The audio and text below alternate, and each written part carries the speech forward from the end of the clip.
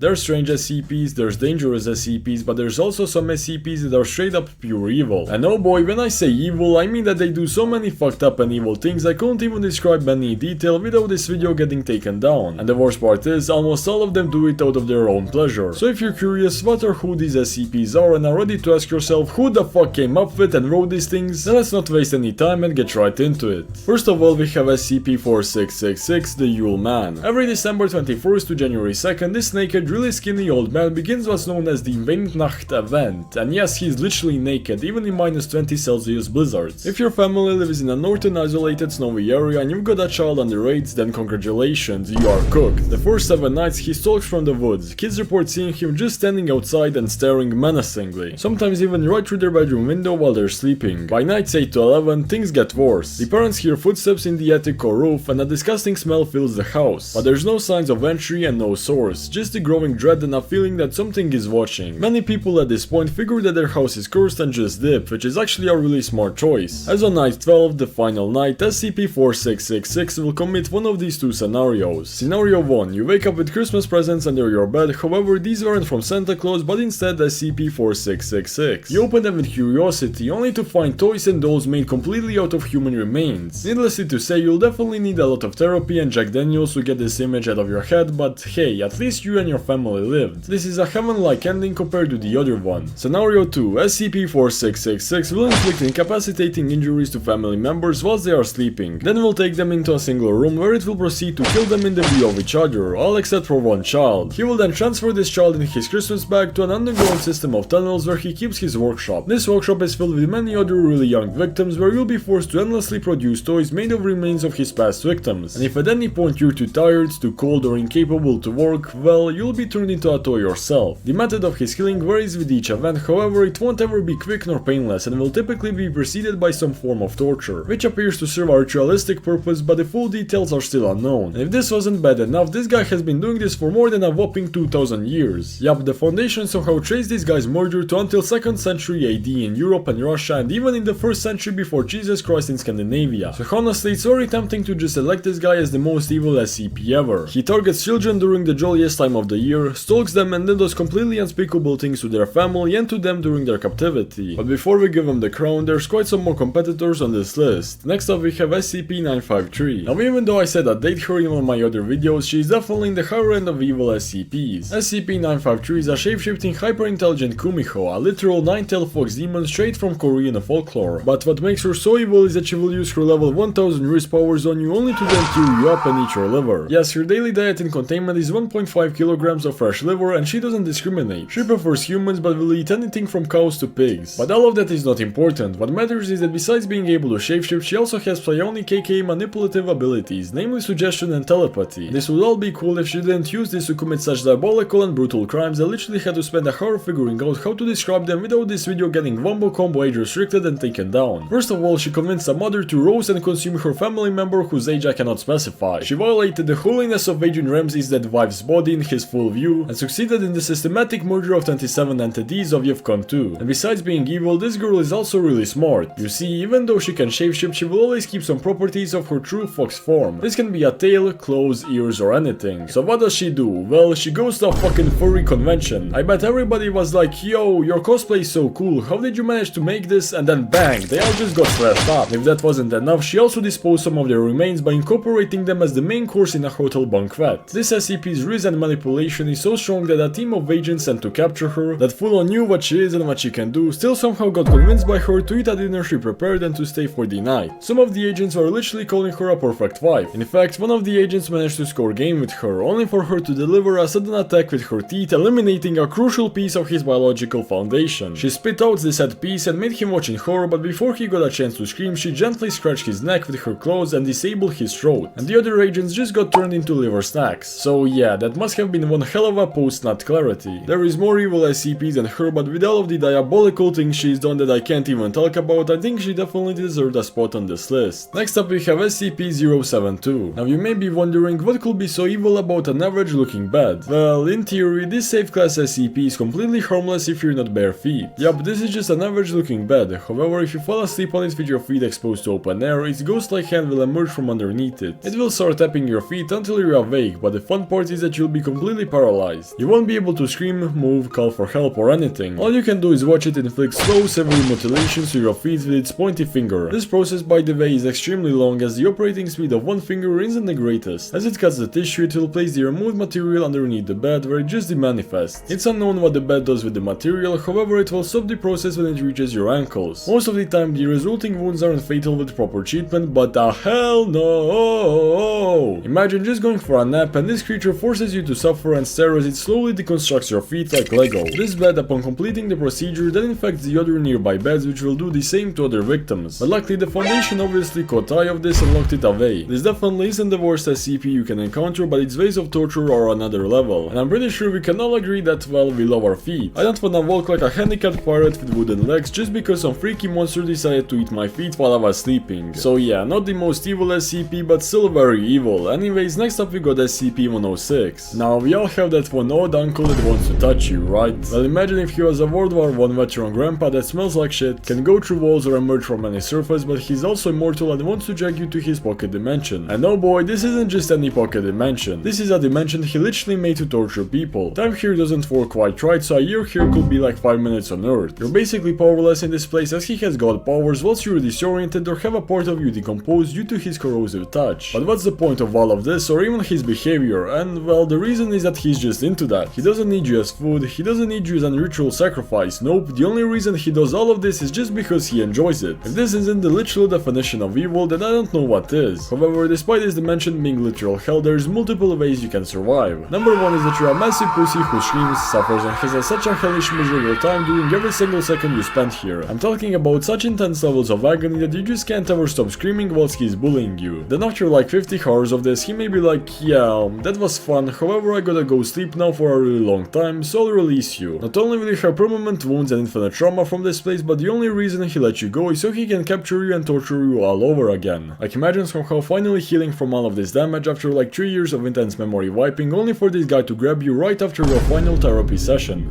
Oh yeah, did I mention that he also prefers people in the age range of 10 to 25 years old, meaning that many of the victims are straight up teenagers that stand zero chance. Now the second way you can survive is just by being locked the fuck in. Some MTF has special training for this, but the point is to just be focused and calm during every single second there. You must show no emotions or signs of fear to a point he realizes you're a waste of time. In fact, you have to be such a boring waste of time, he doesn't even wanna waste his energy finishing you off and just wants you to get the fuck out of his sight so he can focus on his other more fun victims. Now, if you ignore that this guy is known to kiss people with his tongue, causing their face to decompose, he's also impossible to contain, or well, for the most part. SCP-106 usually remains dormant and motionless for up to 3 months and then decides to go on a hunt. During this hunt, the only way you can stop him from randomly picking delicate victims is by using the infamous femur breaker procedure. In this procedure, a subject is strapped to a chair and a big bone, usually a femur, is broken. This causes the subject extremely intense pain and their screams are broadcasted all throughout the facility. This in most scenarios gives 106 a boner, so he just decides to kidnap that subject and call it a day. So yeah, SCP-106 easily secures himself a spot as one of the most evil SCPs. His only intentions are to cause suffering in his evil dimension and there's practically no way to stop him besides sacrificing somebody else. And the last but not least, we of course have the Scarlet King. Now this guy's designation is SCP-001 and there's 10 different SCP-001s. Not to mention there's multiple entries and versions of this SCP, so yeah, if I get something wrong, can you really blame me? Anyways, SCP-001, the Scarlet King, in theory hasn't even been born yet. You see, this SCP is actually a part of another SCP and many disturbing series of events. In the file of SCP-231, we learned that a cult known as the Children of the Scarlet King impregnated 7 women in a satanic ritual. These women will become known as SCP-231-1, SCP-231-2, and so on. Each one of the women will give birth to an eldritch horror abomination, all except one. Now, to understand why the last woman dying or giving birth must be prevented at all costs, we shall take a step back and read what happened when the previous 6 women gave birth. SCP-231-1 was killed during the initial recovery operations whilst giving birth to SCP-231 was killed during the attempt to remove fetus of second SCP